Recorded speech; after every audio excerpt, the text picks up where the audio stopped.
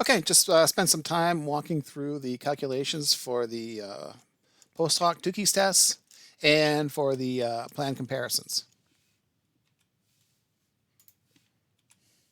Okay, just to review, here's our source table. Our F critical 3 and 12 degrees of freedom equal to 3.49. Our F observed was 16.77, which is made up of the between treatments mean square, the 173.3, divided by the error mean square of 10.3. So significant. Then if we were doing post hoc tests and not plan comparisons, then we would run Tukey's test. Stays relatively the same.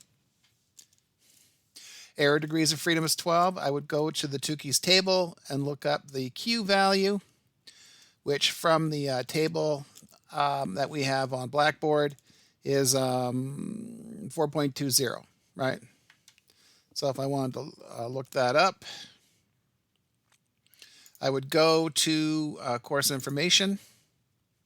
I would go to Tukey's. I would use 0.05 and K is equal to 4 and 12 degrees of freedom. And there it is.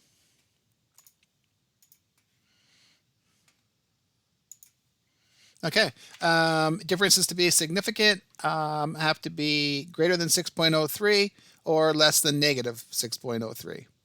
And if I look, it looks like the first, the pretest measure differs from the 3 post-test, but none of the post-tests differ from each other. So really it's there's a bump up from the pretest up to 3 months, and then from Tukey's test there's a leveling off. There's no difference amongst the 3 post-test measures at 3, 6, and 9 months. And then the write-up. So the 62 has the alpha, and it is significantly different from the post-test 1, 2, and 3, but there's no difference amongst the 3 post-test times of 3, 6, and 9 months. Okay, plan comparisons. Because we have 4 time measures, so we're measuring at pre-test and then 3 post-test periods, we have 4 time series measures, right? Pre, post 1, post 2, post 3. And what we can do is, and this is very cookbook and standardized, we can look at the trend analysis. We can see, is there a linear trend where there's a steady increase in words read per minute over the 4 time periods? Is there a quadratic, which would be a start high, drop, and then stay low, and then pop up again at the end, or vice versa, where it starts low, goes up high, stays high, and then drops at the 4th time. And then finally, there's a cubic trend where it bounces up and down. Okay, so we can complete trend analysis. We can look for a linear trend in time, a quadratic trend, or a cubic trend. Now, this is a plan comparison, and as we talked about before, we set up our coefficients, our C values. Well, the coefficients for trend analysis are set, right? These are when you plug them into your calculations in Excel, or if you do it in SPSS, you have to use these coefficients. So for the linear trend, the coefficient for the pretest is -3. For post-test 1 at 3 months, -1. For post-test 2 at 6 months, 1. And then post-test 3 at 9 months, it's 3.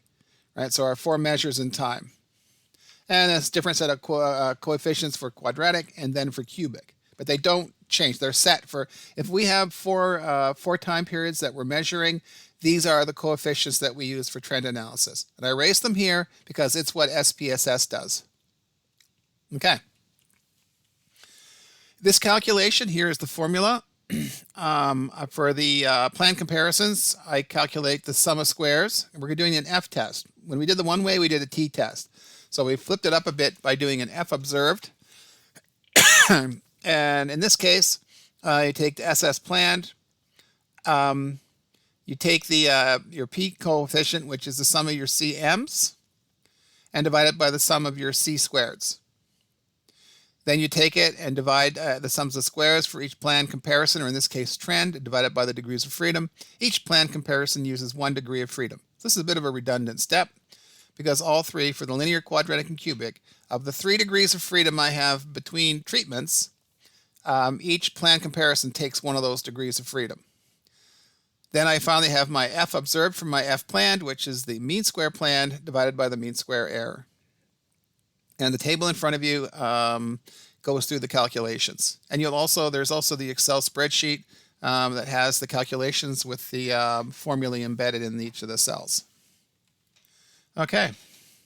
Now the key thing here is if I look at my sum of squares. So sum of squares from the linear trend is 484, 20 for the quadratic, and then 16 for the cubic. If I add those up, the sums of squares from the linear, quadratic, and the cubic, it adds up to 520. So really what we're doing with plan comparison, as we can see here, we're taking our 520 in terms of between treatments sums of squares and partitioning that 520 into three pieces. A sums of squares for the linear trend, which is 484, a sums of squares for the quadratic trend, which is 20, and then finally a sums of squares for the cubic trend, which is 16. 44 plus 20 plus 16 adds up to 520. So what have we done? We've basically, with plan comparisons, we've further partitioned our sums of squares. And we focus on our between treatments sums of squares and partition it into the three trends. Now, key here is these plan comparisons, these trend analyses are independent of each other, right? So they're independent. The plan comparisons are independent.